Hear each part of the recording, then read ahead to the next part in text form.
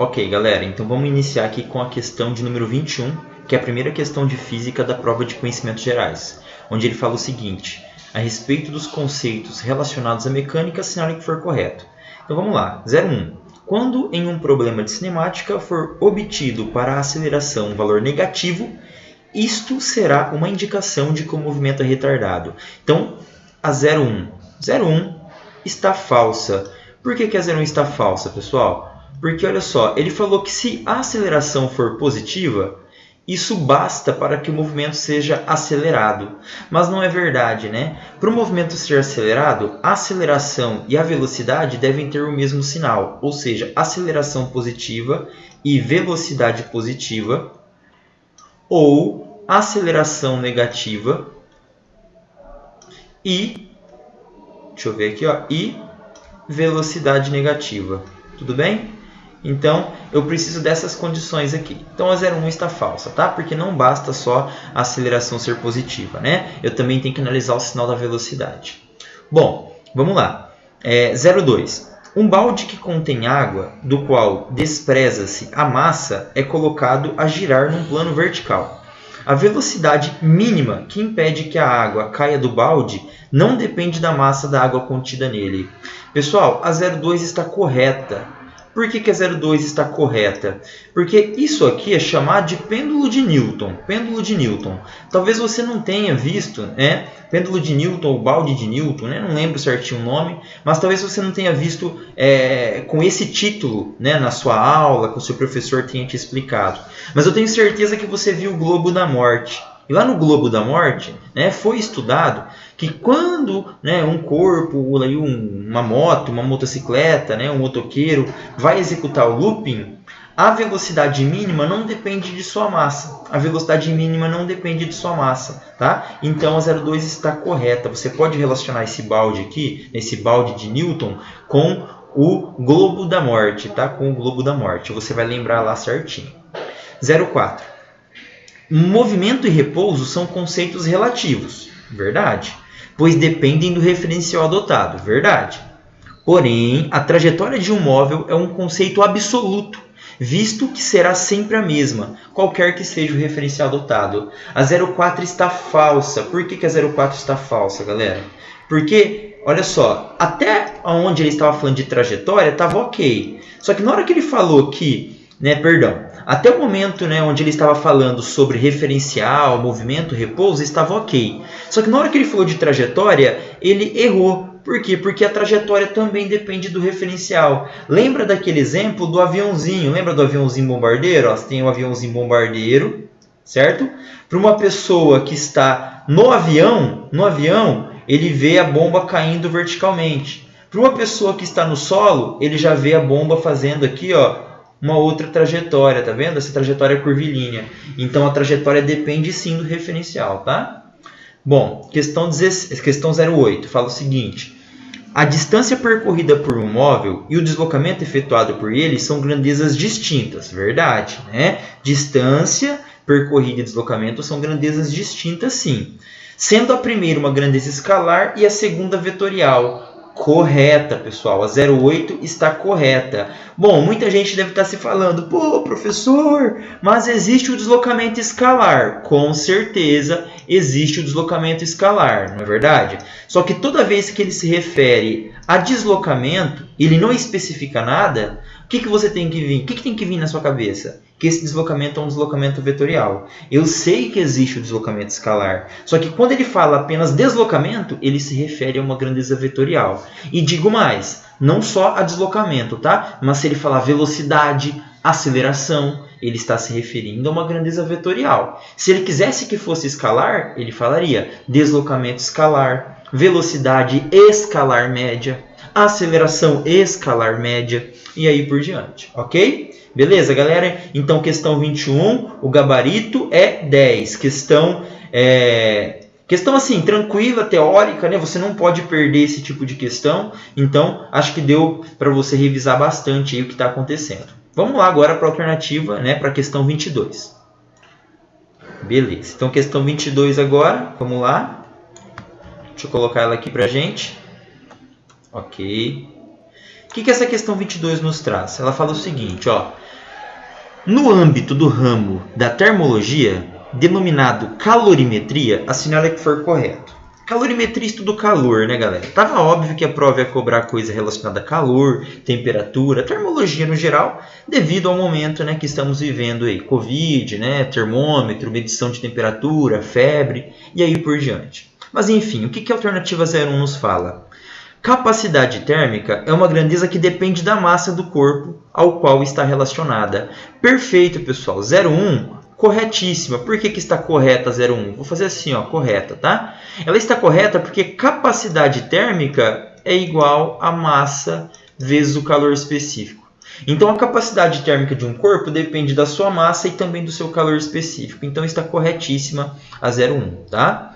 02.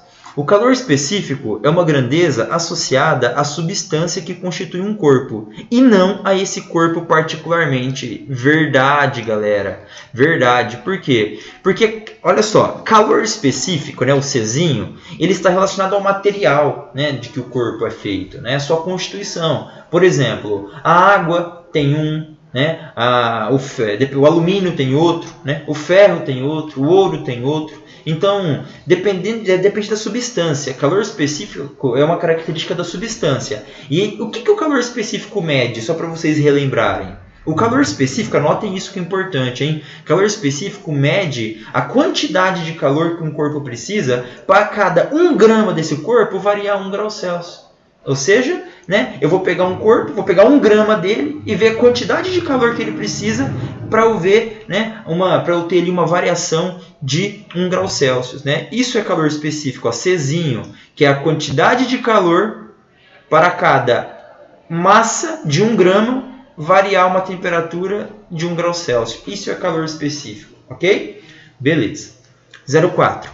Considerando 2 corpos de mesma massa, porém constituído de substâncias diferentes e calores específicos distintos, né? Óbvio, né? Se a substância é diferente, o calor específico é diferente. Se for fornecida a mesma quantidade de calor para os 2 corpos, podemos afirmar que o corpo que tiver o maior valor, né, o maior valor de calor específico sofrerá maior aumento de temperatura. Falso, né, pessoal? Por que falso? Porque o calor específico, ele não mede a quantidade de calor que um corpo precisa em variar a temperatura? Mede, professor. Então, quanto maior o calor específico de uma substância, mais difícil é variar a sua temperatura. Exemplo, a água. A água tem um calor específico alto, né? É 1 caloria dividido por grama vezes graus Celsius. Então, a água demora muito para variar a sua temperatura. A gente pode fazer análise por essa equação aqui, ó. Quantidade de calor é igual a Q macete, né? Que é a quantidade de calor sensível. Nada mais, nada menos é a equação que eu passei para vocês ali em cima, só que eu modifiquei ela, ok? Ele falou que eles vão receber a mesma quantidade de calor, tem a mesma massa, certo? E o calor específico é diferente. Então, o calor específico vai ser inversamente proporcional à variação de temperatura. Quanto maior o calor específico, menor será a variação de temperatura dele, ok? Então está falsa a 04. 08 para finalizar essa questão. A transformação de uma dada massa de água líquida para vapor, opa, eu vou transformar a água líquida para vapor, chama-se vaporização. E só ocorre em uma única temperatura para cada substância. Pessoal, essa alternativa ela ficou muito esquisita, assim. Eu vou dizer que ela foi mal elaborada, na minha opinião, né? Por que ela foi mal elaborada? Primeiramente, né, ela está falsa, 08 está falsa, mas poderia causar uma confusão de leitura nos alunos ali, né? Que tipo de confusão? Olha só, quando ele fala vaporização, ele está especificando, por exemplo, né, um tipo de mudança.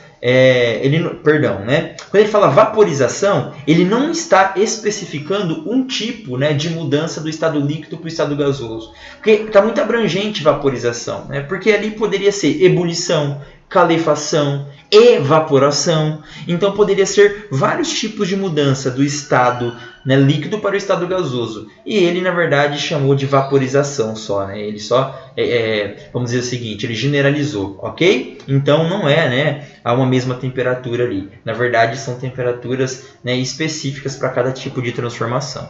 Então, né, tá aí a questão 22, mais uma vez questão teórica. Quem é meu aluno sabe que eu embaso bastante nesse conceito, né, de teoria, de base, né, para ficar claro na cabeça de vocês. Então tá aí, e é importantíssimo. 2 questões e 2 questões teóricas, ok? Beleza? Vamos para a próxima. Então olha só, próxima questão 23. Deixa eu colocar ela aqui pra gente. Vamos lá. Questão 23. Primeira questão que vai envolver cálculo aqui, né, galera? O que ela nos diz? Ela nos diz o seguinte, ó. O sistema figurado abaixo mostra 2 blocos pendurados nas extremidades de um fio inextensível, de massa desprezível, e que passa a ser uma roldana fixa, e chama-se máquina de Atwood.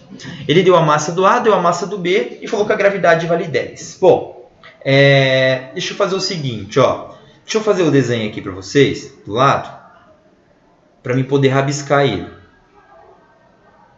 Certo? Vamos lá. Aqui tem o bloco A. E aqui tem o bloco B.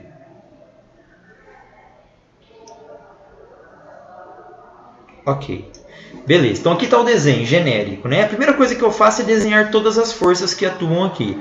Então que força que eu tenho? Ó, eu tenho para cá o peso do A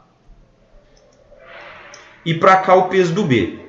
Você tem que entender, galera, que essa corda ela vai ficar tensionada. Por que tensionada? Porque eu tenho 2 massas, né? 2 blocos aqui que possuem peso. Então ela está tensionada, ela está esticada. Então tem força de tração. Então aqui eu vou ter uma força de tração, uma força T. E como é a mesma corda que passa, né, que liga o bloco A ao bloco B, aqui eu tenho a mesma força de tração, ó, a mesma força de tração. Porque é a mesma corda, ok? Se fosse uma outra corda, eu poderia falar que é uma força de tração diferente. Mas como é a mesma corda, né? Então, é sempre a mesma força de tração. Então, esse aqui é o desenho que eu tenho, né? Agora, vamos lá. Vamos analisar as alternativas. Ele fala assim na 01. O peso dos corpos vale PA igual a 80 e PB igual a 40. Essa daqui deu de graça para você, né? Vamos lá. Como que eu calculo? Vamos ver se está certo ou se está falsa, né? Vamos lá. Como que eu calculo PA? Então, PA, vamos lá, PA é a massa de A, que é 8, vezes a gravidade, que é 10. 8 vezes 10, 80. 80 o quê? 80 newtons. Bom, PB vai ser a massa de B, que é 4, vezes a gravidade, que é 10. Massa vezes gravidade. Ou seja, PB é 40 newtons. Perfeito, né? A 01 está correta. Show de bola? Bem fácil essa, hein, galera? Vamos ver a 02. A tração a que o fio fica submetido tem um valor em Newton que pertence ao intervalo 53 e 54. Então, ele falou que está nesse intervalo aqui, 53 e 54. Detalhe que é um intervalo fechado. Então, ela pode ser 53, pode ser 54 e qualquer valor entre eles. Tipo 53.1, 53,2, 53,3 e aí por diante. Bom, como que eu posso descobrir essa força de tração?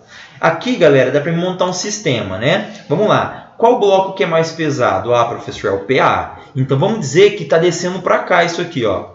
Né? Ó, tá acelerando para baixo. E esse aqui está acelerando para cima. Com a mesma aceleração, porque está tudo interligado pelo fio, né? O PA desce e o PB sobe. Então, vamos aplicar a força resultante. Como que a gente aplica a força resultante? Ó, vamos lá. Força resultante no bloco A.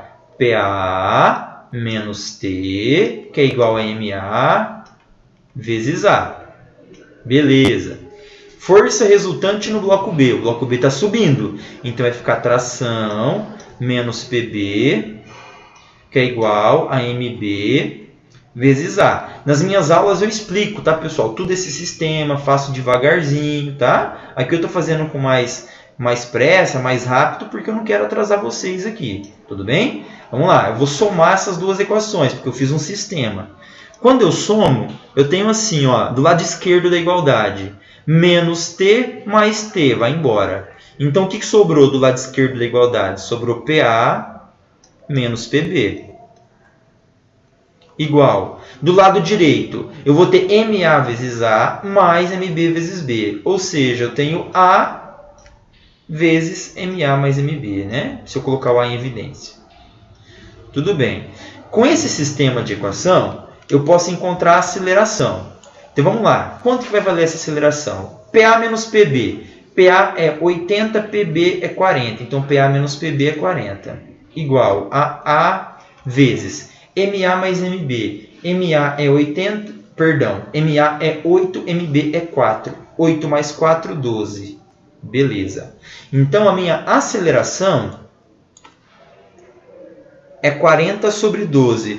Quanto que dá 40 sobre 12? Ó, 40 dividido por 12 é a mesma coisa que 10 sobre 3 ou 3,33, tá? 10 sobre 3 ou 3,33 metros por segundo ao quadrado. Pô, professor, ele não quer isso, ele quer a tração. Beleza. Então, ó, com a aceleração, eu escolho qualquer equação dessas duas, vou escolher a de baixo aqui, e calculo a tração. Aí vai ficar assim, ó, tração menos PB, que é 40, é igual a MB, que é 4, vezes a aceleração, que é 10 sobre 3 ou 3,33. Vou deixar 10 sobre 3.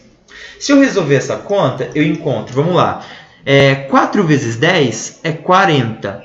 Então vai ficar 40. 40 dividido por 3 é a mesma coisa que 13,33333, né? Vamos lá, mais 40. 40 vai para o outro lado. Vai te dar ali 53,3333. 53,3333. Beleza? Newtons, né? Então esse é o valor da tração. Vamos lá, o que ele tinha falado? Ele tinha falado que o valor está entre o intervalo 53 e 54. Então, correto, né? Porque é 53,33. Então, a 02 está correta. Vamos colocar um Vzinho nela aqui, ó, correto. Tudo bem? 01 e 02 correta. Tá, show. Né? Deixa eu voltar aqui, ó. Tira um print da tela. Né? O vídeo está aí também, você pode voltar o vídeo, né? Quantas vezes você quiser. Mas vamos lá. 04. Se os corpos A e B tivessem a mesma massa, o sistema poderia ficar em equilíbrio. E aí, pessoal, será que poderia se eles tivessem a mesma massa?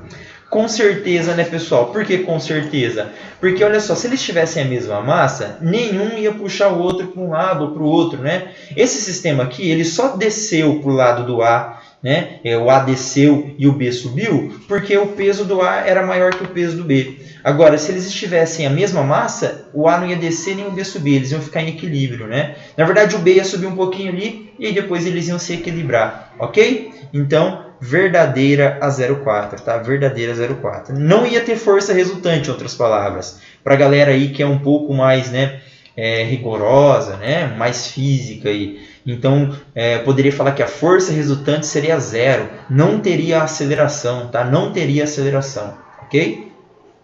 08. O módulo da aceleração adquirida pelos corpos é 4 metros por segundo ao quadrado. Falso, né, pessoal? Por que está falso a 08? A gente já calculou essa aceleração. A aceleração é 10 sobre 3, ou seja, 3,3333, né? Tá aqui a aceleração, ó.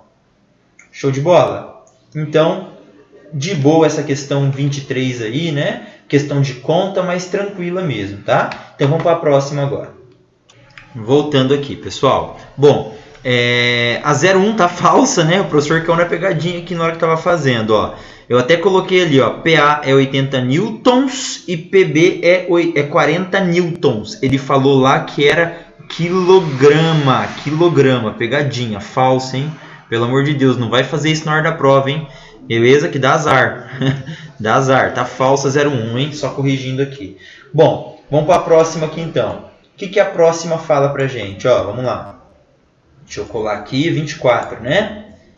Então ele fala assim, ó, sobre os conceitos e princípios envolvidos no estudo da óptica geométrica, assinale que for correto.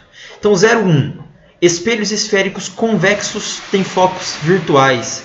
Verdade, né, pessoal? Né? O côncavo, o foco é real e o convexo, o foco é virtual. Então a 01 está ok, beleza? A 01 está ok, tudo bem?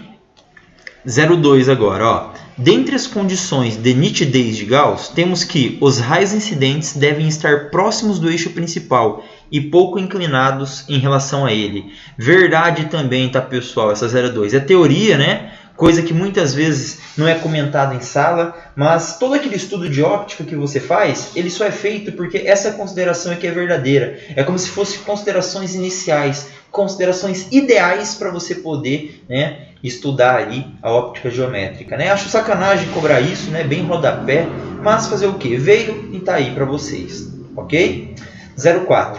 Quanto maior o índice de refração absoluta de um meio, mais refringente ele será. Verdade, pessoal, verdade, né? Para quem não lembra, índice de refração, letra N, é a razão entre a velocidade da luz no vácuo e a velocidade da luz no meio. É uma grandeza adimensional, não tem dimensão, né? E mede, você pode até falar que mede a densidade do meio, né? A dificuldade que a luz tem em propagar nele. Quanto maior o índice de refração de um meio, menor será a velocidade da luz naquele meio, ok? Beleza? Beleza, galera. Agora 0,8. Ó. Os espelhos convexos, a partir de objetos reais, produzem imagens direitas, reduzidas e reais. Bom, olha só. A imagem ela não é real, né, pessoal? Ela é virtual. Lembrem-se, né? Toda imagem direita é virtual e toda imagem invertida é real. Aqui ele falou que a imagem seria direita e real. Então, falso, né? Não é real, é virtual. Então, a 0,8 está falsa, ok? Bem tranquilo, prova bem teórica até agora, tá? Então, vamos que vamos, hein? Então, agora, pessoal, ó, questão 25, né? Vamos lá para a questão 25 e ver o que ela fala para a gente. Para encerrar aqui. Vamos lá. Questão 25. Um motorista e seu carro perfazem uma massa de 2.400 kg, movimentando-se em uma estrada retilínea e horizontal. Em determinado instante, o motorista aplica os freios durante 20 segundos, parando em um semáforo fechado. Sendo a força de frenagem aplicada igual a 480 newtons, assinale que for correto. Olha só, pessoal, você tem aqui uma estrada e aqui você tem um semáforo. Ó. O semáforo está aqui, ó. Vamos lá, vou colocar lá. Ó. Né? Verde, vermelho, sei lá, e amarelo. Errei até a ordem aí, né? É verde, é vermelho, amarelo e verde, ok? Então tá aí o semáforo. Então o cara, ele está aqui, ok? Ele está aqui, tem uma certa velocidade inicial, e quando ele chega aqui, ele para, a velocidade dele é 0. Por quê? Porque tem uma força de frenagem, que é uma força resistiva, é uma força que está contra o movimento, ó. É uma força de atrito, é uma força resistiva, tá? Vou chamar força de atrito, que vale 480 newtons, ok? Eu tenho que notar que ele ficou um intervalo de tempo de 20 segundos freando, 20 segundos, ok? 20 segundos, tá? A massa do conjunto é igual a 2.400 kg. Ok. E vamos ver o que ele pede para mim agora. 0,1. A aceleração aplicada ao carro através dos freios tem módulo igual a 2 vezes 10 elevado a menos 1, ou 0,2. Vamos ver se a 0,1 aí está certa. 0,1. Eu tenho que fazer o seguinte. Ó, a força resultante desse carro, que é a força que faz ele parar, é a própria força de atrito. Força resultante é massa vezes aceleração. E força de atrito, neste caso, para mim vai ser força de atrito. A massa é 2.400. A aceleração é que eu quero calcular. E a força de atrito, ele me deu e falou que vale 480 newtons. Então, olha só. Vou ter que a aceleração é 2.400 dividido por 480. 2.400 dividido por 480 me dá um valor de 5.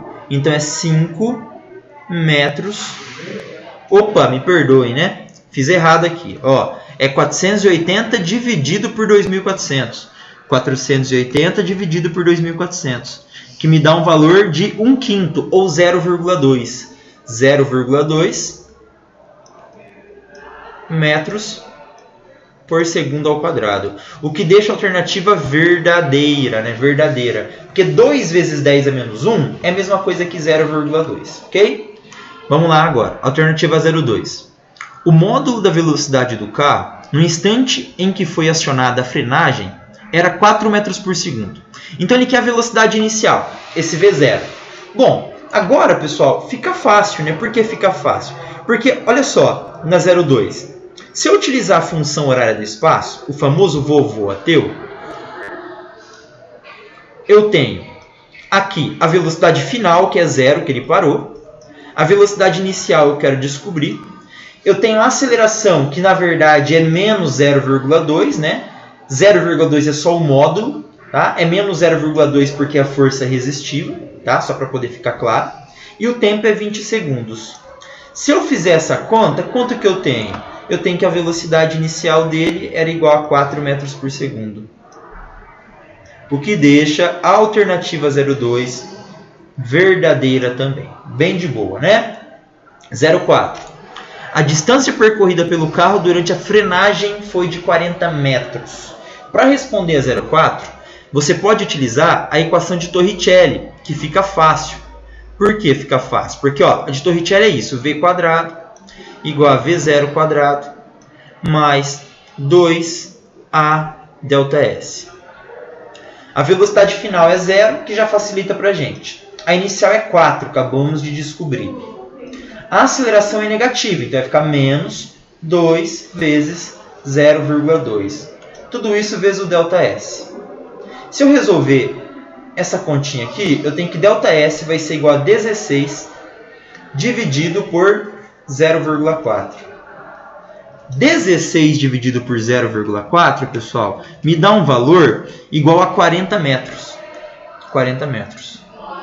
O que deixa a alternativa 04 verdadeira.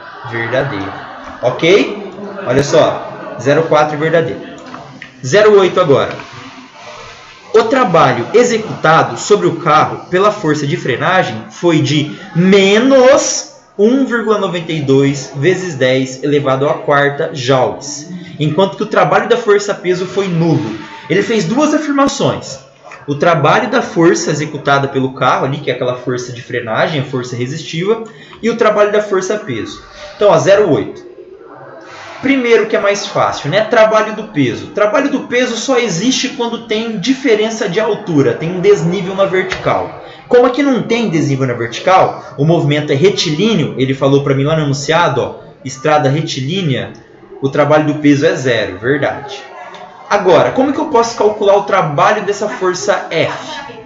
É só você fazer assim, ó. Trabalho da força F é igual a força F vezes a distância. Trabalho é F vezes D, tudo bem? O trabalho vai ser negativo, porque a força é de frenagem, né? É uma força resistiva, está dissipando energia. A força vale 480 newtons e a distância vale 40. Então, quanto que dá isso aqui? Ó? 40 vezes 480 me dá 19.200 joules, ou seja, menos 19.200 joules. Foi o que ele falou pra gente? Vamos ver se foi. Ó. Ele falou pra mim que é menos 1,92 vezes 10 à quarta. Pessoal, correto, né? Por quê? Porque 19.200 é a mesma coisa que menos 1,92 vezes 10 à quarta, ok? Joules. O que deixa a alternativa 08 verdadeira também. Todas verdadeiras, hein? Nossa, essa aqui era para testar a fé do cara, ver se o cara tem coragem mesmo de marcar todas. Mas, pessoal, tá aí para vocês a prova de conhecimentos gerais. Razoavelmente tranquila, tá bom? Nível básico mesmo. Mais teórica, na verdade, ali 3 questões de teoria e 2 de cálculo. Só que eu sei que a teoria confunde bastante vocês, né? Então, preste atenção nas nossas aulas, foquem bastante na base, que se você souber muito bem o básico, eu tenho certeza que você vai bem, ok?